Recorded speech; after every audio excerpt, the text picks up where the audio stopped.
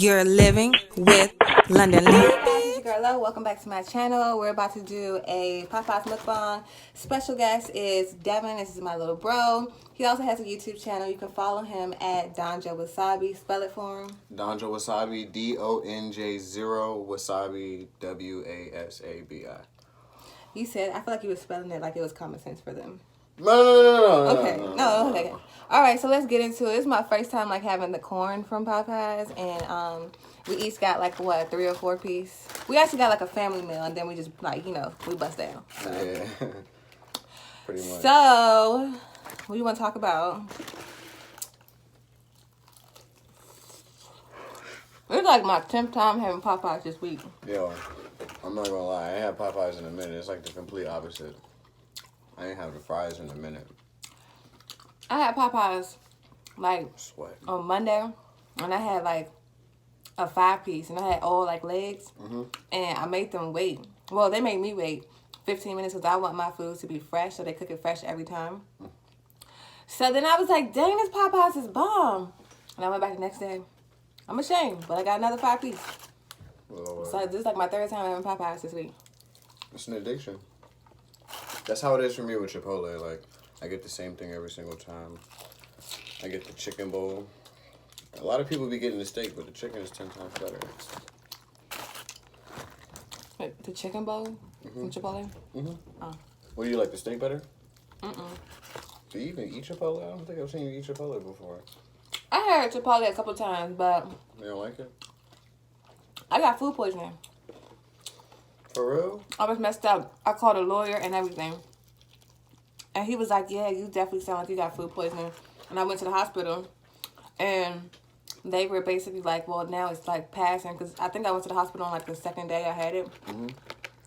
So they basically like wrote it up and said that I had like a stomach virus. Like they didn't label it specifically. Ebola or E. coli or whatever. E. coli, yeah. E. coli. I said Ebola. Please don't mix those up. The one is No, way but serious listen. than the other one. Right, but listen. Whatever Chipotle had got sued for when everybody got sick, I had that. But when I had talked to a lawyer, he was like, the only way that you can have a case and sue them is if you would have saved some of your food and then had your food tested to see if that was in your food. But So you ate all the food or you threw it away? I ate all my food. I ate the whole bowl. This joint was crack. Like It was good. It was good, but like, who saves their food? Like, saves a little bit of the food in case they have to test it for stomach virus. Because you don't feel sick, like, immediately. You get sick, like, in a few days. That junk just hits you. I was down for about, like, at least 10 days. 10 days of no eating, just having water, having sweats, going to the bathroom. I felt like I was dying. I feel like Chipotle is one of those type of foods, like, where you can't reheat. You know what I mean? Right. Because some bowls be having, like, sour cream in it, lettuce, and things like that. Same thing with McDonald's. You can't just put a McDonald's in a microwave and expect it to come back tasting the same. So,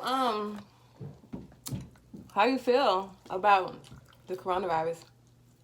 It's in the way. How has the coronavirus affected you? Like the pandemic? All right, so basically it's affected me pretty bad because I'm in the transitioning of moving into a bit, like upgrading my business basically. And I can't do that because a lot of things got shut down in different states and stuff. So Crap. basically my promotion's on hold until further notice. Yeah, because, I was teaching and they shut all my schools down.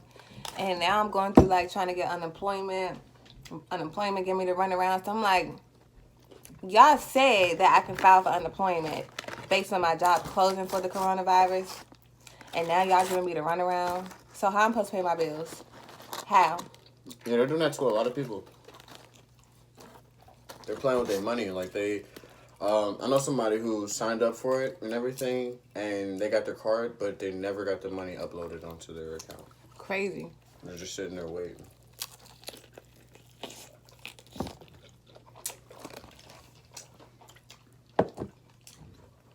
Have you had the buffalo sauce? I've only tried the sweet heat. Buffalo sauce, crack. Is it spicy? I don't like see. Let me stop saying crack. That's that DC and Maryland. Crack. Like crack. So, what's up? I was about to say something. You said so, like you were about to say something. I don't know.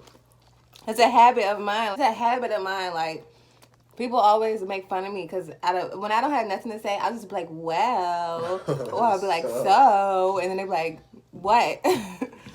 Yeah, I know how you mean. Like, at least y'all say stuff. When I don't know what to say, I'm just quiet. It's really awkward. Like an awkward moment of silence. But, R.I.P. for the chicken. Oh, yeah. I ain't even start on my big pieces of chicken yet. I still got good for 2 pieces. So, what was you about to say?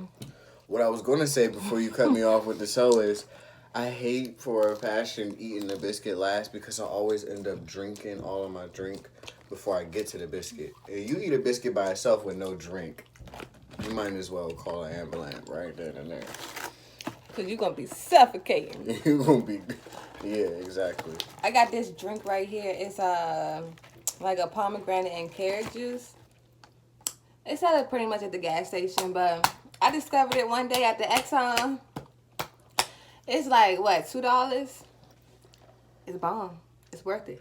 It really is.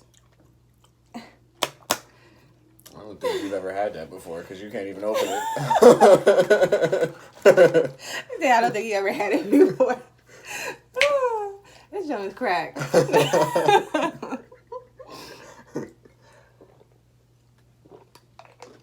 Because, Popeyes is hella greasy.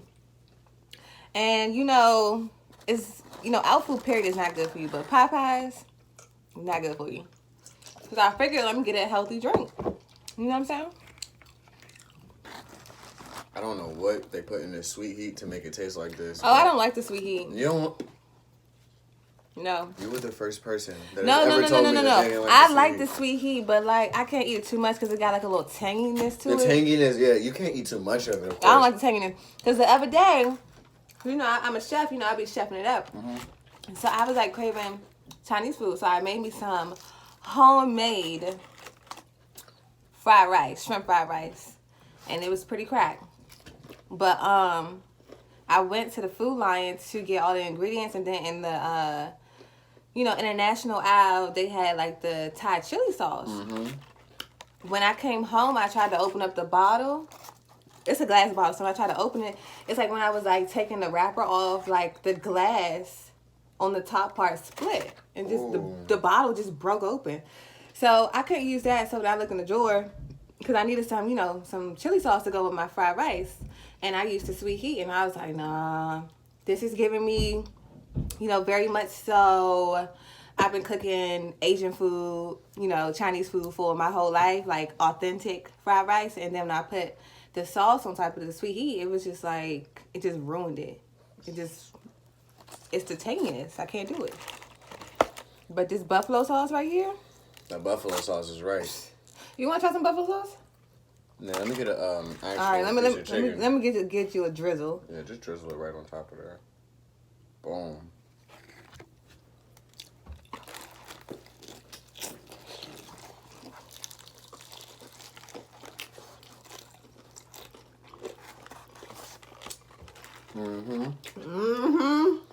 That's the one right there. I just put you on game. Yeah. See, everybody's buffalo sauce be tasting different. That one right there is fire. I heard the buffalo sauce is way too spicy. I don't like buffalo sauce that's watery. I like the creamy buffalo sauce. Yeah, that too. This is not like real watery or like real creamy. It's like in the middle. Yeah, it's kind of in the middle. I know what you mean. Bruh. The hands that created the Louisiana Popeyes chicken and all the sides and everything that come with it. They blessed. For real. Blessed and highly favored. Amen. Amen. So, quick question. What do you plan on doing fully? Like, as far as the YouTube with the videos and stuff, what all type of videos do you want to do? Like, some people like to experiment and just try new things, reactions. They may have never tried a reaction before. They try a reaction. Basically what I'm trying to say is, have you ever thought about doing anything Like, new? what's my goal? Yeah. What's your goal, and have you thought about trying something just new? And if you have, what is it? Because I constantly try to find new things for my channel. You know, just find. I want to get into doing more cooking videos. Cooking but videos? It's like, when I'm cooking, I'm in my zone. You get what I'm saying? When it's like, I got to pick up the camera and, like, show every little step. And it's just like, when you have to do that, you have these interruptions. It, like, kind of throws you off. Yeah. So, I've done some cooking videos, like some recipes on YouTube, but I want to get, like, more official. So, I think what I got to do is, I want to buy the tripod that they sell at Apple. And you basically put your camera on the tripod, and the tripod follows your hands. You get what I'm saying? So you don't have to have any interruptions, and then you have a remote for when you press play or press stop. That's dope. That would little be pocket remote, Yeah, I think it's like $300, maybe $150. I don't know, but it's definitely like a good investment. Like once I jump fully into doing my recipes. That'll be dope. You have something just hover on you, or people like I've seen this one cooking lady. I forgot her name, but she does it to where she has this drone that's like right over her shoulder. Drone? Yeah, kind of like a drone, just hovering like a little flying thing? Yeah, right over her shoulder, and it's watching her cook, and so she doesn't have to worry about watching it or anything. She has somebody controlling the drone, just watching her over her shoulder, cooking it. Nice view. It's a real good angle. So. What's her name? What's her channel? I need to go look her up. I need to check her out. She's in my recents. I was just looking at her stuff earlier. I'll look at a lot of cooking stuff. Social experiment. So you watch cooking videos on YouTube? Yeah. And there's also this one subscriber place that got me connected to the cooking channel, which is the King of Random. That's what it's called. It's called the King of Random. But they do science experiments. They did science experiments with food, though. And that's what got me into watching people try new things with food. True. So, I just like to expand my horizon, you know what I mean? I feel like one thing for me that's been positive in this pandemic is that I'm doing more YouTube videos, I'm editing more, and I'm getting really good at my editing. As far as like editing my videos and editing my thumbnails. So, I'm like throwing myself into my creative craft. Yeah, and I feel like it's putting yourself in a situation to where you have so much time to do this that by the time everything goes back to normal, you'll be editing so quick and stuff that it won't affect your daily routine when you go back to, regular life. Facts. So, only thing that I would say, like, for me is that, okay, so basically people who are, like, sitting still and they have this time because they can't work, I feel like this is the time to, like, throw yourself into your craft or your talent or whatever you want to do. Right. But also it's kind of depressing. It gets hard to like not think about that kind of stuff, about being depressed, because you have this financial burden to where you're trying to figure out how you can pay your bills. And for me, being so I don't have that money coming in because I was teaching and I had just got that job. I've been teaching for 10 years, but I had just got that particular job.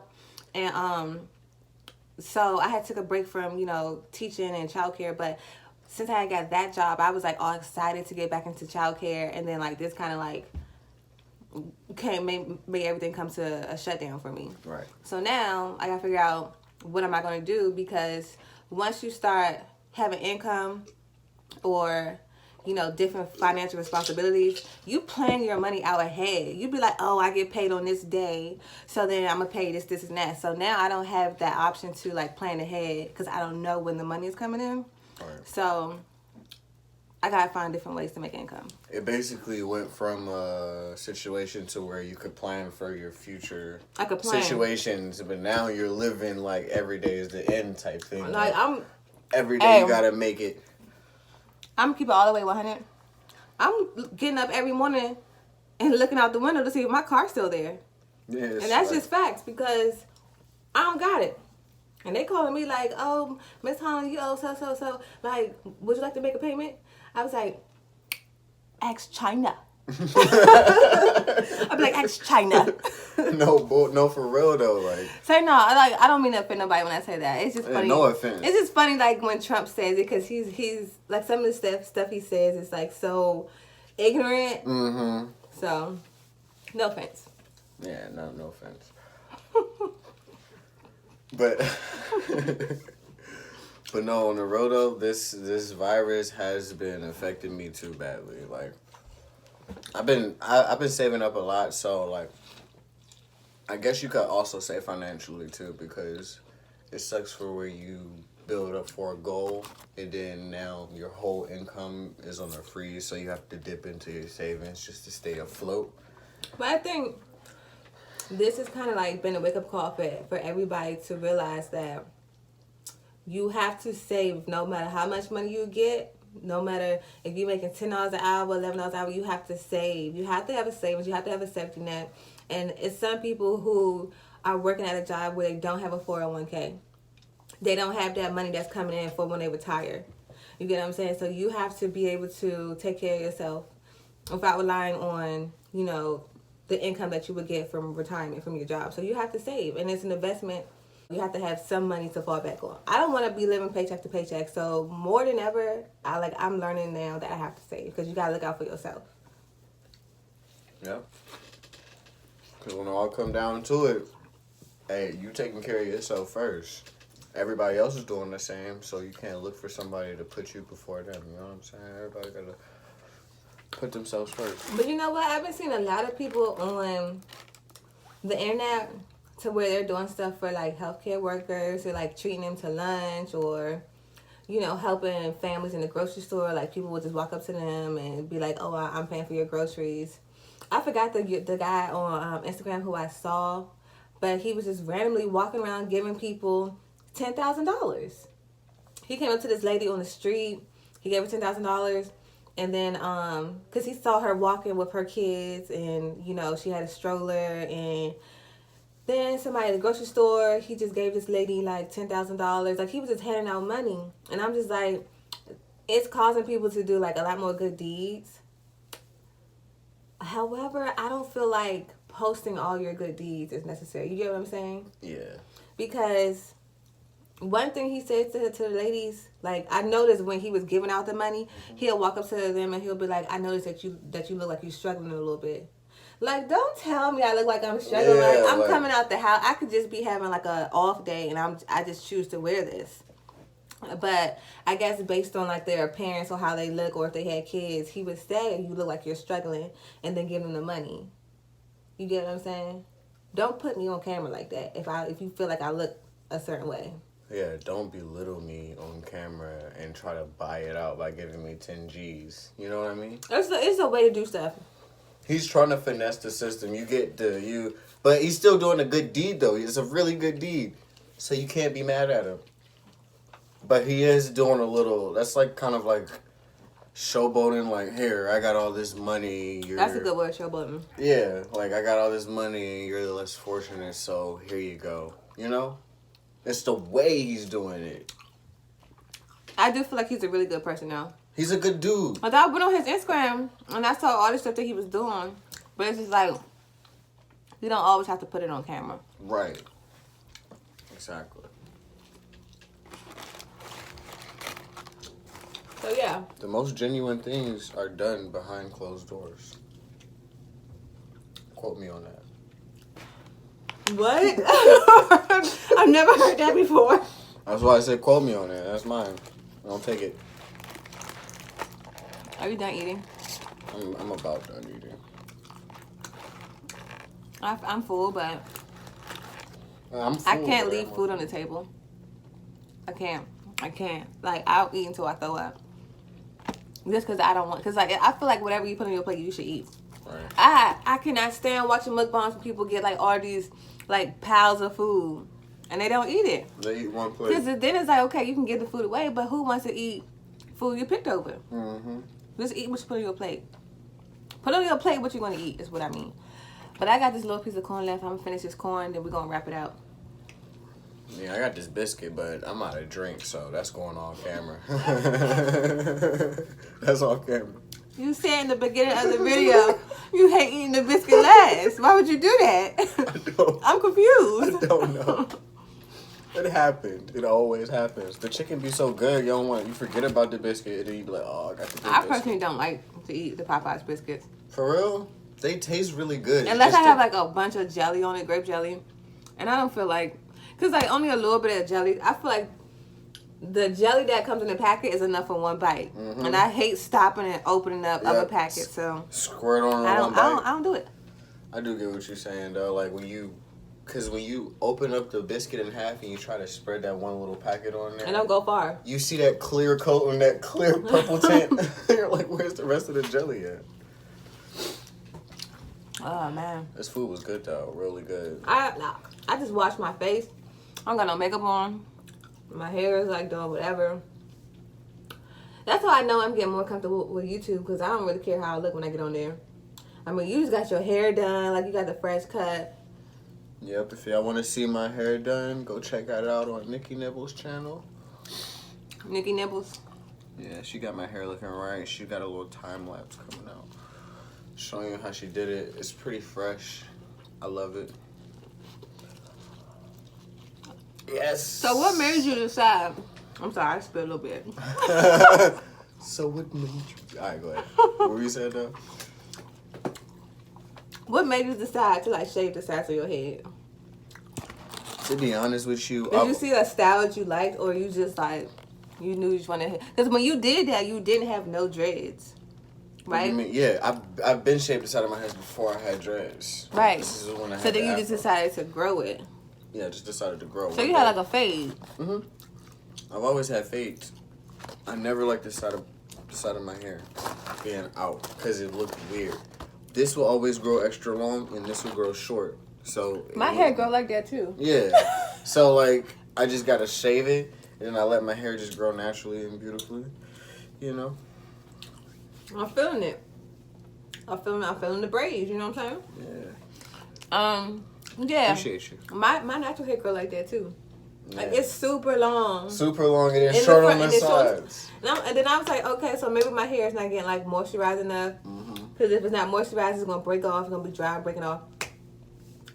Y'all can't see, but right here next to my my like studio set up, my desk, I have like an organizer right there with all my hair products. Bruh, I be moisturizing the mess out of my hair, and my hair still be breaking off. Hey, I think it's just I got that 4C. I think mine's like 16C. For real. It's in the family though, for real though. Like, but the thing is, I got really, my natural hair is like really pretty. It's like really curly, nice and pretty. Yeah, I've seen it. But the sides, it's extra, it's extra C. We can't do nothing about it. I think it just runs in the family, honestly. Well, I'm full. So I think this video is over. Yeah, hear me. Thanks for watching Living with London and listening to like what we're going through during this pandemic. You know, we're praying for everybody out there who are still out there working, you know, risking their lives to provide for us different services. So just make sure you find a little laughter in between and stay tuned. Make sure you like, comment, subscribe. Bye. That was nice. That was a good video.